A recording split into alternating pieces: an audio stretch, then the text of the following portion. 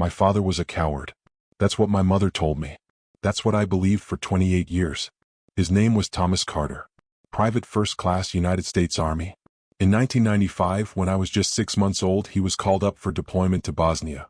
According to my mother, he couldn't handle it. The fear was too much. So he ran. He deserted, my mother would say, her voice flat and cold. Left his unit. Left his country. Left us.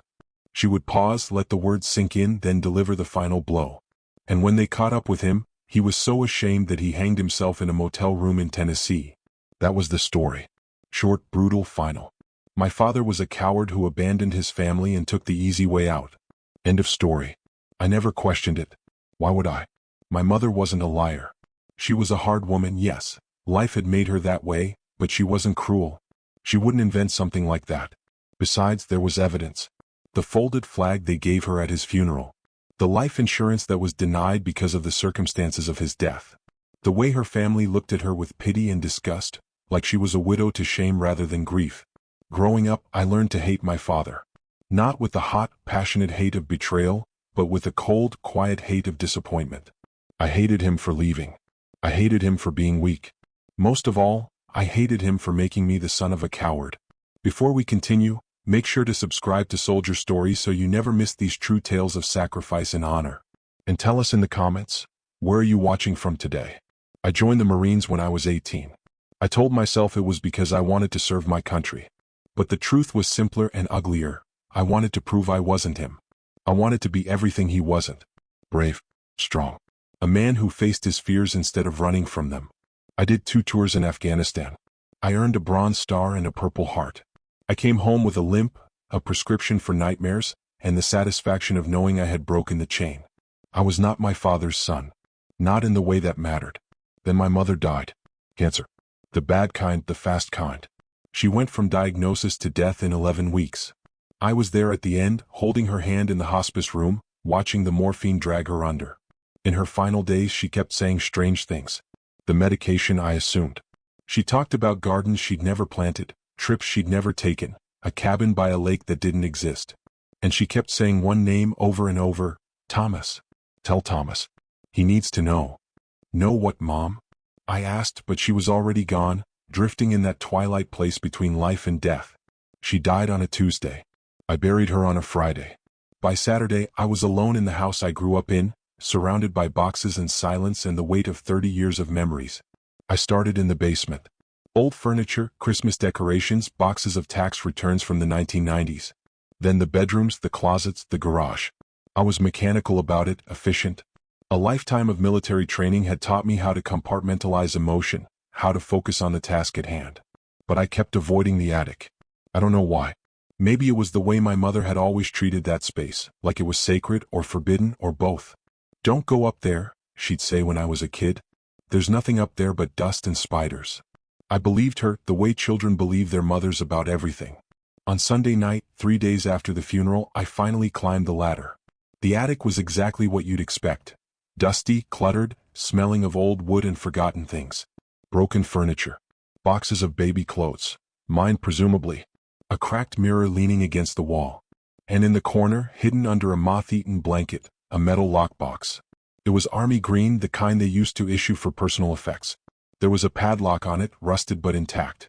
I found a crowbar in the garage and pried it open. Inside I found 3 things. The first was a photograph. A man in dress uniform, young and handsome, with my eyes and my mother's smile. My father. The first picture of him I had ever seen. My mother had destroyed all the others, or so I thought. The second was a note, handwritten on a piece of yellowed paper. For words, to be given to my son when he's ready. The third was a medal. I knew what it was before I even touched it. Every soldier knows. The pale blue ribbon with white stars. The gold star hanging from an eagle. The word valor inscribed on the back. The Medal of Honor. The highest military decoration in the United States. Awarded for conspicuous gallantry and intrepidity at the risk of life above and beyond the call of duty. Only 3,500 have ever been given, most of them posthumously. And it had my father's name engraved on the back. Thomas J. Carter. PFC United States Army. I sat in that dusty attic for a long time, holding the medal, trying to make sense of something that made no sense at all. My father was a coward. My father was a deserter. My father hanged himself in a motel room. My father had a Medal of Honor. Both things could not be true. I started digging the next morning. I called the National Personnel Records Center in St. Louis. I told them I was looking for information about my father, gave them his name, his service number, his date of birth. The woman on the phone was polite but unhelpful. "I'm sorry, sir. That file is classified." Classified? He died in 1995. What could possibly still be classified? "I can't tell you that, sir. That information is classified." I hit the same wall everywhere I turned. The VA had no record of his death benefits. The Army's casualty office had no record of his death at all. It was like my father had been erased from history, or like the history I knew had never existed in the first place. Then I found the name. It was on the back of the photograph, written in faded pencil, Sergeant Major R. Henderson. If you're reading this, contact him. It took me 3 days to track down Raymond Henderson. He was 74 years old, living in a nursing home in Virginia, and he was surprised to hear from me. "Thomas Carter's son?" His voice was rough, weathered by time and tobacco. "I've been waiting for this call for almost 30 years. You knew my father?" A long pause. "I was his commanding officer. In Bosnia. During the thing that never happened." "What thing?" Another pause, longer this time. When Henderson spoke again, his voice was different. Harder. "Son, how much do you know about what really happened to your father?" "I know he deserted. I know he killed himself." Henderson laughed. It was not a happy sound. "Is that what they told your mother?" Jesus Christ. Those lying bastards. That's not even close to the truth. Henderson agreed to meet me in person. I drove 8 hours to Virginia, checked into a motel, and met him in the garden of his nursing home the next morning. He was in a wheelchair, an oxygen tank strapped to the back, but his eyes were sharp and clear. He looked at me for a long moment, studying my face. "You look like him," he said finally. "Same jaw. Same eyes. He was a good man, your father. One of the best I ever served with." "Then why did everyone tell me he was a coward?" Henderson sighed. He reached into the pocket of his robe and pulled out a cigarette, lit it with shaking hands, and took a long drag despite the oxygen tank. "Because that's what they wanted everyone to believe. What I'm about to tell you is classified. Technically, I could go to prison for saying it. But I'm 74 years old with stage 4 lung cancer, so what are they going to do? Kill me faster?" He told me about Operation Blackwood. In December 1995, a UN convoy was ambushed in Serbian-controlled territory. 47 aid workers and peacekeepers were taken hostage. The Serbs were using them as human shields, threatening to execute them one by one unless NATO backed off. Officially, there was no rescue mission. The UN negotiated. Diplomats made phone calls. Eventually, the hostages were released through diplomatic channels. That was the official story. The real story was different. "There was a rescue mission," Henderson said. "Black Ops. Completely off the books. 12 men went in. Only 2 came out." "My father was one of the 12? Your father was the one who made the whole thing possible." Henderson's voice cracked. "We were pinned down. The Serbs knew we were coming. Someone had leaked the operation.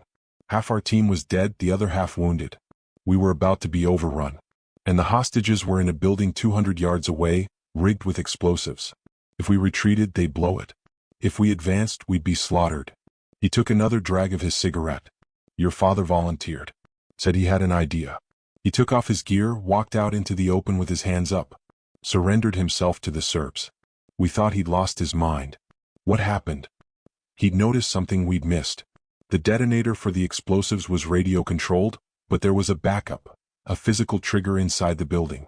He figured if he could get inside, he could disarm it. And if he surrendered, they'd take him to where the hostages were."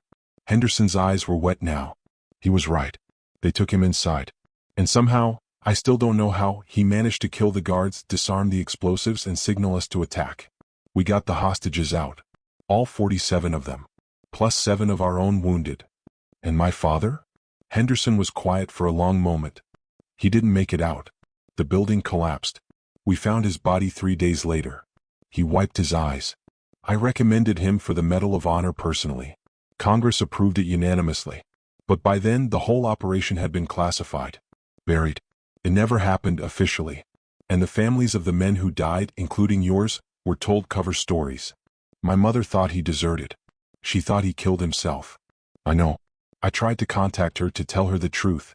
But the agency got there first. They told her the desertion story was the official record, and that accepting it was a matter of national security. They gave her the death benefits under the table, made her sign NDAs. And they gave her the medal, to be delivered to you when you were old enough. I thought about my mother. About the hardness in her eyes when she talked about my father. About the way she had raised me to hate him, to be ashamed of him. She hadn't known. For 28 years she had believed the lie. She had died believing it. Why? I asked, my voice breaking. Why would they do that to her? To me? Henderson shook his head. Because secrets are more important than people, son. Because governments protect operations, not families. Because it's easier to let a dead man be a coward than to admit you sent him on a suicide mission. I spent the next month piecing together the rest of the story. Henderson gave me names. Other survivors of Operation Blackwood, scattered across the country, each carrying their own piece of the truth. I visited them one by one. A mechanic in Ohio, a minister in Georgia, a homeless man under a bridge in San Diego who had never recovered from what he'd seen. They all told me the same thing. My father was a hero. My father had saved them. My father had walked into certain death so that 47 strangers could live. I also found the hostages. Not all of them. Many had died in the decades since and others had scattered to the corners of the earth. But I found 11. A doctor in Belgium who had been with Médecins Sans Frontières. A journalist from the BBC. A truck driver from Croatia who still had nightmares about the building, about the man who had appeared out of nowhere and told them to stay down, to cover their heads, that he was going to get them home. He was calm, the journalist told me. In the middle of all that chaos, with bullets flying and explosions going off, he was the calmest person in the room. He looked at us. There were 47 of us, terrified, certain we were going to die, and he smiled. He actually smiled.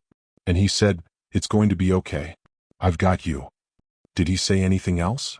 The journalist nodded. At the end, when the building was about to collapse, he pushed me toward the exit. I tried to get him to come, but he shook his head.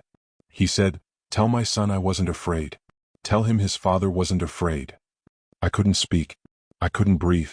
28 years. For 28 years, I had believed my father was a coward. I had joined the Marines to escape his shadow.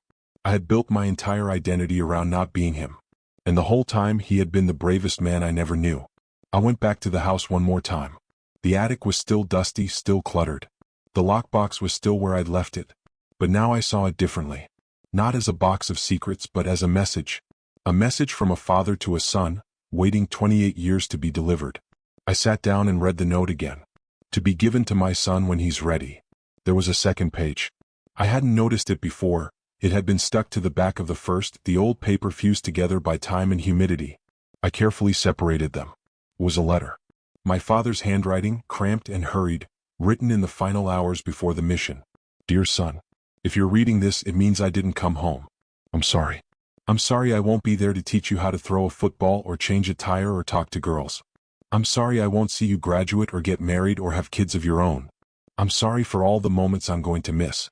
But I need you to understand why I'm doing this. There are 47 people in a building right now. Scared. Alone. Waiting to die. Some of them have kids too. Some of them have sons they've never met. And I have a chance, a small chance but a chance, to bring them home. I'm scared, son. I won't lie to you. I'm more scared than I've ever been in my life. But being brave doesn't mean you're not scared. It means you do the right thing anyway. It means you don't let your fear decide who you are. Your mother is going to raise you alone, and I know it's going to be hard. She might be angry at me. She might tell you things about me that aren't true. That's okay. She's allowed to be angry. She's allowed to grieve in her own way. But I need you to know the truth. I didn't run. I didn't give up. I faced my fear and I did my duty. And if I die tonight, I'll die knowing that my son will grow up in a world with 47 more people in it. That's worth it. That's worth everything. I love you. I've loved you since the moment I knew you existed. Be brave, son. Not for me, for yourself. Be the man I know you can be. Your father, Thomas. I took the medal to Washington. Not to the Pentagon, not to the bureaucrats who had buried my father's story. I took it to the memorial wall at Arlington, where the unknown soldiers rest, where the nation honors those who gave everything. I had made some calls, pulled some strings. Henderson had helped, and so had the 11 hostages, now scattered across 3 continents but united in their determination to see justice done. On a cold November morning, 30 years after Operation Blackwood, the Secretary of Defense stood at a podium and read a citation that had been classified for 3 decades. Private First Class Thomas J. Carter, United States Army, distinguished himself by extraordinary heroism on December 15, 1995, during a classified rescue operation in Bosnia-Herzegovina. With complete disregard for his own safety, Private First Class Carter voluntarily surrendered himself to enemy forces in order to gain access to a building containing 47 hostages and an explosive device. Through his actions, he successfully neutralized the threat and enabled the rescue of all hostages, at the cost of his own life. The secretary paused, looked out at the crowd, the survivors of Blackwood, the hostages, Henderson in his wheelchair, and me standing in my dress blues with my father's medal in my hands. Private First Class Carter's courage, selflessness, and devotion to duty reflect the highest traditions of military service and bring great credit upon himself, his unit, and the United States Army. For his actions, he was awarded the Medal of Honor. The flag was raised. A bugler played taps. And for the first time in 28 years, I cried for my father. Not tears of shame. Tears of pride. I kept the medal. It sits in a glass case in my living room now, next to the photograph of my father and the letter he wrote me before he died. Every morning I walk past it. Every morning I remember. I had the record corrected. It took 2 years, 17 lawyers, and a congressional inquiry, but we did it. The official story now tells the truth. Thomas J. Carter was not a deserter. He was not a coward. He was a hero who gave his life to save 47 people he had never met. My mother never knew. That's the part that still hurts. She died believing the lie, hating the man she had loved, raising me to hate him too. I wish I could go back, could tell her the truth, could watch her face transform from shame to pride. But I can't. All I can do is make sure the truth survives. Make sure my father's story is told. I have a son now. His name is Thomas, after his grandfather. He's 7 years old, the same age I was when I started asking questions about my father. Last night he asked me where the medal came from. I sat him down, took the medal out of the case and placed it in his small hands. "This belonged to your grandfather," I said. "He was a soldier. And he was the bravest man I never knew." "What did he do?" I told him. I told him about Bosnia, about the hostages, about the building rigged with explosives. I told him about a young father who was scared but went anyway, who walked into certain death because 47 people needed saving. And I told him about the letter. "He wrote that being brave doesn't mean you're not scared," I said. "It means you do the right thing anyway. It means you don't let your fear decide who you are." My son looked at the medal, then looked at me. "Was Grandpa scared?" "Yes." "He was terrified. But he did it anyway?" "Yes. He did it anyway." Thomas nodded slowly, processing this. Then he handed the medal back to me, his small face solemn. "I want to be brave like Grandpa." I pulled him into a hug, holding him tight, thinking about my father and his father and all the fathers who came before. "You already are, son. You already are." Moral of the story: the truth has a way of surviving, even when it's buried under decades of lies.